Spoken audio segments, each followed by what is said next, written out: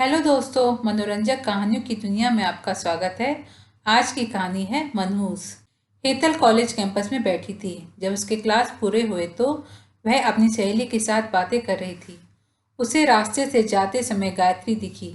गायत्री को आवाज दी, गायत्री इधर आओ। हेतल की आवाज सुनते ही गायत्री हेतल के पास गई। दोनों बातें करने लगी। बातचीत के दौरान अचानक हेतल को याद आया कि उसने सुना है कि सुमन ने आत्महत्या कर ली है। इस बारे में गायत्री से जानना चाहा। सुमन, हेतल और गायत्री दोनों की यह बचपन की सहेली थी। गायत्री और सुमन दोनों एक दूसरे की पड़ोसी थी।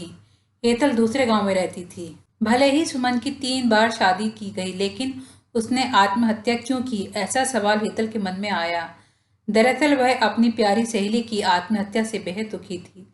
सुमन 9वीं कक्षा में थी तभी उसकी पहली शादी हुई थी। सुमन देखने में बहुत सुंदर थी। वह होशियार, शालीन और भविष्य के सपनों में रंगने वाली लड़की थी। उसने अपने जीवन में कई सपनों को चित्रित किया था, पर घर के लोगों ने उसकी जबरदस्ती से शादी करवा दी। हेतल के पास इतने सारे सवाल थे कि वह नहीं जानती थी कि गायत्री से कैसे पूछे, लेकिन हर बात की सच्चाई जानना चाहती थी। और आखिर में गायत्री से पूछा कि सुमन ने आत्महत्या क्यों की। एक क्षण के लिए गायत्री चुप हो गई। जल्दी से उसके मुंह से शब्द नहीं निकल रहे थे। उसने गहरी सांस ली और बोलना शुरू किया।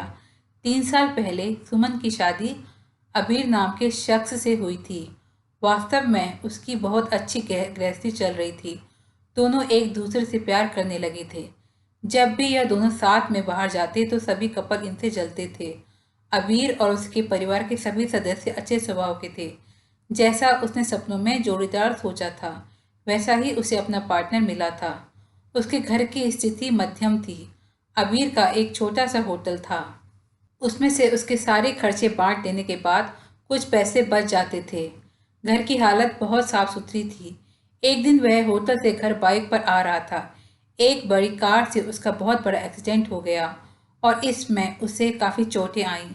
हादसे के बाद उसे अस्पताल ले जाया गया, लेकिन सिर में गंभीर चोट लगने के कारण इलाज के दौरान उसकी मौत हो गई।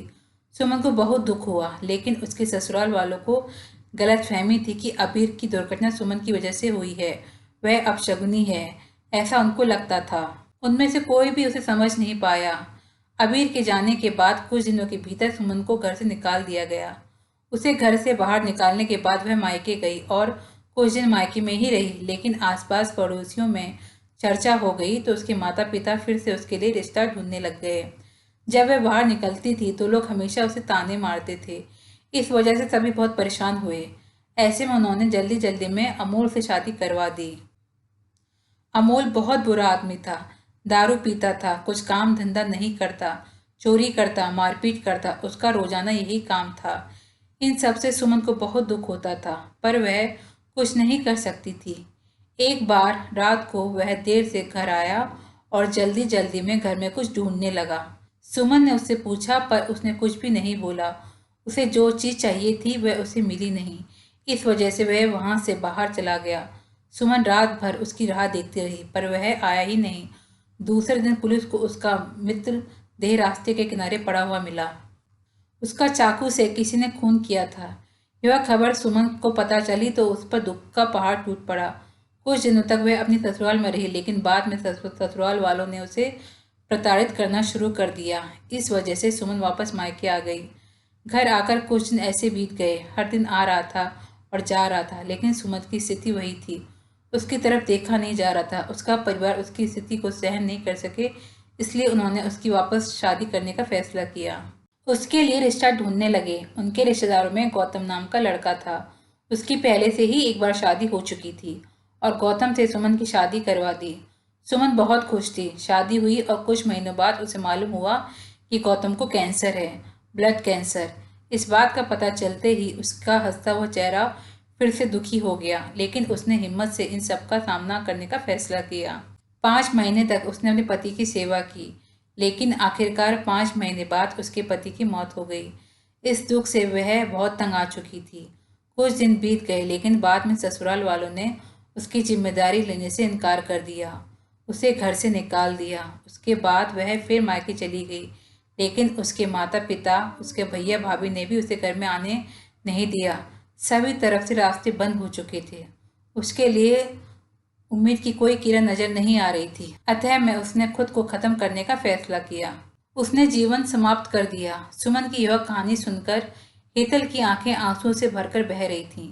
पूरा दिन वह सुमन के बारे में सोचती रही। क्या इन तीनों घटनाओं में बेचारी सुमन का कोई भी दोष था? क्या उसके माँ बाप को सिर्फ उसकी शादी कर उसे हर बार किसी के पास भेज देना सही था? वे उसे अपने पैरों पर खड़ा करने की कोशिश भी कर सकते थे। सच कहो तो हेतल की जान उसकी बदनसीबी ने नहीं, उसके परिवार की, उसके आसपास के लोगों की छोटी सोच ने ली है। वो बेचारी मनोज नहीं बदनसीब थी, क्योंकि उसके आसपास ऐसी सोच रखने वाले लोग थे।